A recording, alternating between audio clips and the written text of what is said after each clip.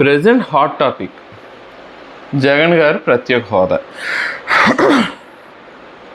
యాక్చువల్గా ఈ వీడియో నిన్న చేద్దాం అనుకున్నాను, కానీ కొన్ని వీడియోస్ అంటే నాకు తెలుసు కొన్ని విషయాలు, అయితే అవి ఎంతవరకు అనేది కరెక్ట్గా తెలుసుకుందామని ఆ వీడియోస్ వెతుకు పట్టుకోవడానికి కొంచెం లేట్ అయింది.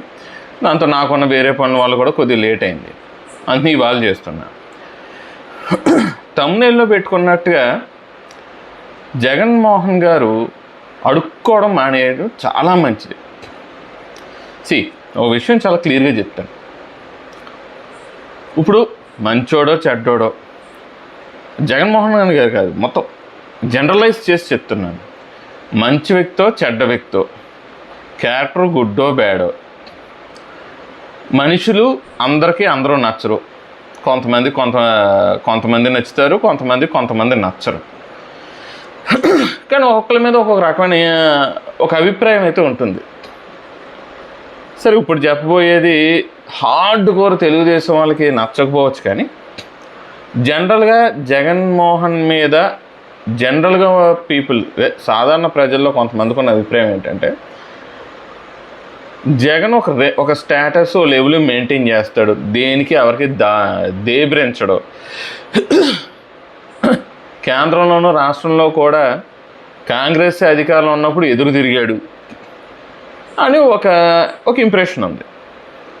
ఇప్పుడు జగన్మోహన్ గారు ఆ ఇంప్రెషన్ పోగొట్టుకుంటున్నారు. ఎందుకు అంతలా దిగజారు? కాలు పట్టుకుని అడుక్కోండి శుభ్రంగా చంద్రబాబు నాయుడు గారిని, ఎవరు పవన్ కళ్యాణ్ కాలు పట్టు తీసుకోండి, బాబు నాకు కొంచెం ప్రతిపక్ష హోదా ఇవ్వండి బాబు అని కాలు పట్టేసుకోండి. వెళ్ళి మోదీ గారు కాలు కూడా పట్టుకుని ఆయనతో కూడా రికమెండ్ చేయించుకోండి, పని అయిపోద్ది. ఎందుకు వచ్చింది ఇవన్నీ? చాలా స్పష్టం. మొత్తం సీట్లలో కనీసం 10% సీట్లు గెలిస్తేనే ప్రధాన ప్రతిపక్ష హోదా వస్తుంది. గతంలో 2014, 2019లో కాంగ్రెస్కి కూడా రాలేదు కదా. వాళ్ళు కూడా ఇలాంటి విషయంలోనే 2 సార్లు హడావిడి చేశారు. అందరూ చీయన్నగా సరేలే ఇంకెందుకులే అని చెప్పి నోరు మూసుకు కూర్చున్నారు. ఇప్పుడు 99 మంది సీట్లు 99 గెలుచుకున్నారు, ప్రధాన ప్రతిపక్ష హోదా వచ్చింది. ఇది ఎందుకు చెప్తున్నానంటే, ఫేస్బుక్లో జగన్ గారికి సపోర్ట్ చేస్తూ ఒక వ్యక్తి కొన్ని వీడియోస్ పెడతాడు. యాక్చువల్గా ఆ వీడియోస్ కూడా పెడదాం అంటున్నాను, కాపీరైట్ వస్తుందని ఆగిపోయాను.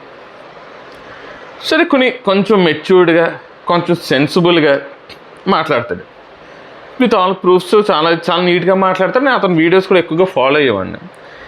నిన్న వీడియో పెడితే అందరిలాంటి మూర్ఖుడే అని చెప్పి ఇంకా వీడియోలు చూడడం కూడా మానేశాను. వాడు చెప్పేది ఏంటి, ఏ రూల్ ప్రకారం పవన్ కళ్యాణ్ గారి నుంచి కామెంట్, పవన్ కళ్యాణ్ గారు కనీసం 10% సీట్లు గెలిస్తేనే ప్రధాన ప్రతిపక్ష హోదా వస్తుందన్నారు, ఆ రూల్ ఎక్కడుందో చూపించండి, అది ఇది అంటూ ఒక వీడియో పెట్టాడు. ఆ లాజిక్ ఎలా మిస్ అయ్యారు అంటాడు. ఇంకోటి ఏంటి, 7%, 8% ఓట్లు వచ్చిన పవన్ కళ్యాణ్ గారు ప్రతిపక్ష నేత, 40% సీట్లు వచ్చిన జగన్మోహన్ గారికి ఇవ్వరా అని. అంటే ఈ ఇప్పుడు ఏదైనా ఒక వ్యక్తిని మితిమీరి ఆరాధిస్తే వాళ్ళ బ్రెయిన్ చిప్పు దొబ్బుతుంది అన్నమాట. ఇక్కడ 2 విషయాలు, అతనికి వైసీపీకి, మీ ఇద్దరికీ చెప్తున్నా. ఆఫ్కోర్స్ అతను కూడా వైసీపీ, అతని పేరు నాకు ఐడియా లేదు. అతను కూడా వైసీపీ వీరాభిమాని కాబట్టి అందరికీ చెప్తున్నా. 2 పాయింట్లు గుర్తుపెట్టుకోండి. గతంలో 2019 ఎన్నికల్లో జరిగినప్పుడు అసెంబ్లీ సాక్షిగా, అసెంబ్లీలో అప్పుడు ముఖ్యమంత్రిగా ఉన్న జగన్మోహన్ గారు చాలా క్లియర్గా ఒక మాట చెప్పారు. ఏంటది, చంద్రబాబు నాయుడు గారికి 23 మంది ఎమ్మెల్యేలే ఉన్నారు, ఒక 5గురినో 6గురినో మనం లాగేసుకుంటే ఆయనకి 17 సీట్లు 17 ఎన్నో సీట్లు వస్తాయి, మిగులుతాయి ఎమ్మెల్యేలు, అప్పుడు ఆయనకున్న ప్రధాన ప్రతిపక్ష హోదా కూడా పోతుంది అని చెప్పారు. చెప్తే తప్పు, మనం అలాంటివి చేయకూడదు, ఒకవేళ మేము అలాగే ఎవరిని తీసుకోము, అలా తీసుకుంటే ఆయనకి నాకు తేడా ఏముంటుంది, ఎవరైనా తీసుకుంటే రాజీనామా చేసి తీసుకుంటాం, ఇంత ప్రసంగం చెప్పారు. మరి ఎందుకు చెప్పారు, ఏ రూల్ ప్రకారం చెప్పారు? అప్పుడు జగన్మోహన్ గారు కనీసం 10% సీట్లు రాకపోతే ప్రధాన ప్రతిపక్ష హోదా కూడా పోతుందని ఏ ఉద్దేశంతో చెప్పారు మరి ఆయన అసెంబ్లీ సాక్షిగా? ఆ వీడియోస్ స్టిల్ మీరు యూట్యూబ్లో ఉంటే కొట్టి చూసుకోండి. అంటే నేను సెర్చ్ చేసింది ఏంటంటే జగన్మోహన్ అబౌట్ టీడీపీ 23 MLAs అని నేను యూట్యూబ్లో సెర్చ్ చేస్తే నాకు ఆ వీడియో దొరికింది. మీరు కూడా వెతకండి, కనిపిస్తుంది. వైసీపీ వాళ్ళే వెతకండి, కనిపిస్తుంది. ఎలా మరి అంత స్పష్టంగా చెప్పి ఎందుకు దేవరించడం? రెండోది, వీళ్ళకి ఎవడన్నా స్క్రిప్ట్ రాసేస్తాడేమో తెలియదు కానీ అతి మేధావులు ఎవరన్నా జాయిన్ చేసుకున్నారేమో వైసీపీలో. 7% 8% ఓట్లు వచ్చిన జనసేనకు పవన్ కళ్యాణ్ గారు ప్రతిపక్ష హోదా ఇవ్వడం ఏంటి, 40% ఓట్లు వచ్చిన జగన్మోహన్ గారికి ఇవ్వకపోవడం ఏంటంటే బాబు బ్రెయిన్లెస్ ఫెలోస్. అంటే చిరాకు వస్తుంది. అంటే యాక్చువల్గా నేను ఇలా బ్రెయిన్లెస్ ఫెలోస్ అనకూడదు కానీ చిరాకు వస్తుంది మీ స్టేట్మెంట్లు చూస్తుంటే. ఇప్పుడు ఓట్లు ఎక్కువ వచ్చిన వాళ్ళకి అధికారం ఇస్తారా, ఎక్కువ సీట్లు వచ్చిన వాళ్ళకి అధికారం ఇస్తారా? ఈ చిన్న లాజిక్ మీరు ఎలా మిస్ అయ్యారు? ఆ ఫేస్బుక్లో చేస్తాడని చెప్పాను కదా, మరి అతను ఎలా మిస్ అయ్యాడు? ఈ లాజిక్ అక్కడ పవన్ కళ్యాణ్ గారు లాజిక్ మిస్ అవ్వడం కాదు, మీరు లాజిక్ మిస్ అయ్యారు. ఎక్కువ ఓట్లు వచ్చిన వాళ్ళకి అధికారాలు ఇవ్వరు, ఎక్కువ సీట్లు గెలిచిన వాళ్ళే అధికారం ఇస్తారు. ఇప్పుడు అంబేద్కర్ గారు రాసిన రాజ్యాంగం, ఆ రాజ్యాంగం ప్రకారం ఏంటి, ఎక్కువ స్థానాలు ఎవరు గెలుచుకుంటారో వాళ్ళకి అధికారం ఇవ్వాలి అని రాశారే తప్ప ఎక్కువ సీట్లు వచ్చిన వాళ్ళకి అధికారం ఇవ్వాలి అని ఎక్కడా రాయలేదు. ఇవేమీ తెలుసుకోకుండా డబ్బులు ఉన్నాయి కదా అని ఒక మంచి స్టూడియో సెటప్ పెట్టుకుని, ఒక DSLR కెమెరా పెట్టుకుని, మంచి ఫోకస్ లైటింగ్ సిస్టమ్ పెట్టుకుని, మంచి ఒక వైర్లెస్ మైక్ పెట్టుకుని కొంచెం రిచ్గా ఒక వీడియో చేసేసి వదిలేస్తే జనాలు చూసేసి నమ్మేస్తారా? కాబట్టి జగన్మోహన్ గారు మీ చుట్టూరు ఉన్న వాళ్ళ మాట మీరు వెనకండి. నేను మీకే నేరుగా సజెస్ట్ చేస్తున్నా, దేవరించొద్దు. మీరంటే నచ్చినా నచ్చకపోయినా, ఎవరికి నచ్చినా ఎవరికి నచ్చకపోయినా కొంతమందికి ఒక ఇంప్రెషన్ ఉంది దేనికి దేవరించడం జగన్ అని. ఇప్పుడు దేవరించి ఆ విలువ ఎందుకు మీరు పోగొట్టుకోవడం? మీరు అసెంబ్లీలకు వెళ్ళండి, మీకు మంచి మంచి అవకాశాలు వస్తాయి. మీరు ఎందుకు పాడు చేసుకుంటున్నారో అర్థం కావట్లేదు. సూపర్ సిక్స్ హామీలు అన్నారు, అవి కొన్ని అమలు జరిపారు, కొన్ని అమలు జరపలేదు. ఇప్పుడు గతంలో 2014లో కూడా కొన్ని హామీలు చేయలేదు కదా. ఈ ఎలక్షన్స్కి ముందు 10,000 అది ఏంటి ఉపాధి హామీ పథకం డబ్బులు, అంటే కూలి పని, ఈ ఉపాధి హామీ కూలి వాళ్ళకి వేసిన డబ్బులు డ్వాక్రా వాళ్ళకి 10,000 వేసి ఎలక్షన్స్ అప్పుడు మేము 1,00,000 అధికారులు చేసామన్నారు, దాంతో వాళ్ళు ఒళ్ళు మండిపోయింది. నిరుద్యోగ భృతి అన్నారు, అది అమలు చేయలేదు, దాంతో ఒళ్ళు మండిపోయింది. సో అక్కడ కొంచెం మీరు చేయాల్సింది ఏంటి, దాన్ని ఇప్పుడు అప్పుడు ఏవైతే సరిగ్గా అమలు చేయలేదో హామీలని ఇప్పుడు కూడా కొన్ని హామీలు అమలు చేయలేదు, ఈ రెండింటిని కంపేర్ చేసి వీటిని కూడా అలా గాలికి వదిలేస్తారా అని చంద్రబాబు నాయుడు గారిని అడుగుతూ పవన్ కళ్యాణ్ గారిని కూడా సమాధానం చెప్పనాలి. అలాగే అసెంబ్లీలో రేపు బడ్జెట్ సమావేశాలు స్టార్ట్ అయినాయి కదా, బడ్జెట్ ప్రవేశపెడతారు కదా.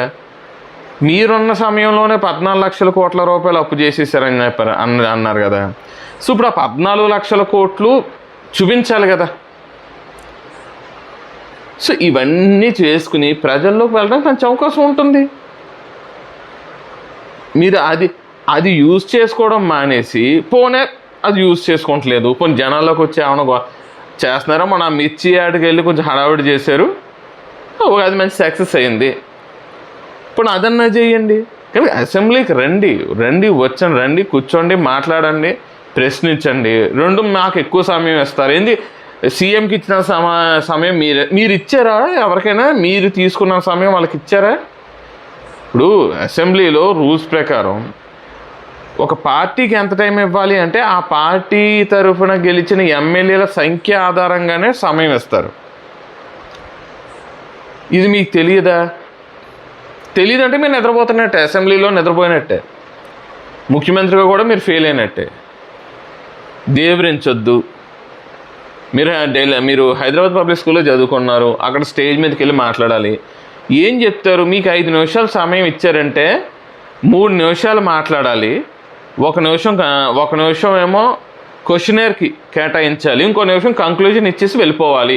ఏదైనా ఇచ్చిన టైంలోనే కనీసం ఒక 10 సెకండ్ల టైం అయినా సరే మిగిల్చుకోవాలనే విధంగా చెప్తారు. ఎక్కడైనా అదే చెప్తారు. కొంచెం చిన్న చిన్న స్కూల్లోనూ కాలేజెస్లోనూ వదిలేస్తే హైదరాబాద్ పబ్లిక్ స్కూల్ లాంటి పెద్ద పెద్ద విద్యా సంస్థల్లో ఖచ్చితంగా ఇది చెప్తారు. I mean MBA student. So MBA students కూడా ఖచ్చితంగా చెప్తారు ఇది. సో మీరు ప్రిపేర్డ్గా రండి. మీకు 5 నిమిషాలే టైం ఇచ్చారా లేదా 10 నిమిషాలే టైం ఇచ్చారా? ఆ 10 నిమిషాల్లోనే మీరు చెప్పాలనుకున్నది చెప్పేసి కూర్చోండి. వాళ్ళు మిమ్మల్ని మాట్లాడనివ్వలేదా అని చెప్పండి. ఇదిగో నేను ఎందుకునే రానంటున్నాను, వస్తే నాకు ఇచ్చిన సమయంలో నేను మాట్లాడుతున్నాను, ఏమైనా అభ్యంతరాలు ఉంటే నేను కూర్చున్న తర్వాత వాళ్ళ అభ్యంతరాలు చెప్పాలి. కానీ నాకు వచ్చిన సమయాన్ని మీరు వేస్ట్ చేస్తున్నారు. ఏమండి చంద్రబాబు నాయుడు గారు, పవన్ కళ్యాణ్ గారు, ఇది మరి చెప్పండి. మీ వాళ్ళు నాకు ఇచ్చిన సమయాన్ని వేస్ట్ చేస్తే ఎలాగని చెప్పండి. అలాగ అధికార పక్షాన్ని ఇరుకుని పెట్టేలాగా వ్యూహాలు రచించుకోవాలి. కానీ ఉడుకు మొత్తాన్ని వచ్చి ఇంట్లో కూర్చుంటే ఏం ఉపయోగం అండి? సో ఈ వీడియోలో నేను చెప్పాల్సిన పాయింట్స్ అదివే. మీరు దేవరించొద్దు, కాలు పట్టుకోవద్దు. లేదు ప్రధాన ప్రతిపక్ష హోదా కావాలంటే వెళ్ళి ఇంకా కాలు పట్టేసుకోవాలి. అంతకు మించి మీకు వేరే అవకాశమే లేదు. కనీసం 10% స్థానాలు గెలవకపోతే ప్రధాన ప్రతిపక్ష హోదా రాదు. ఈ మాట స్వయంగా మీరే ముఖ్యమంత్రిగా ఉన్నప్పుడు అసెంబ్లీ సాక్షిగా అసెంబ్లీలోనే అన్నమాట. 2, గెలిచిన స్థానాల ఆధారంగానే అధికారాలు ప్రతిపక్ష హోదాలు వస్తాయే తప్ప పోలైన ఓట్ల శాతం ఆధారంగా అధికారం రాదు. కాబట్టి ప్రధాన ప్రతిపక్ష హోదా అనేది కూడా ఓట్ల శాతం ఆధారంగా ఇవ్వరు, గెలిచిన స్థానాల ఆధారంగానే ఇస్తారు. ఈ విషయాలు వైసీపీ వాళ్ళు తెలుసుకుని కామ్గా ఉంటే మీ గౌరవాన్ని మీరు కాపాడుకుంటూ మీ నాయకుడి గౌరవాన్ని కాపాడిన వాళ్ళు అవుతారు. లేదు మేము ఇలాగే ఎగురుతామంటే మీ ఇష్టం కానివ్వండి.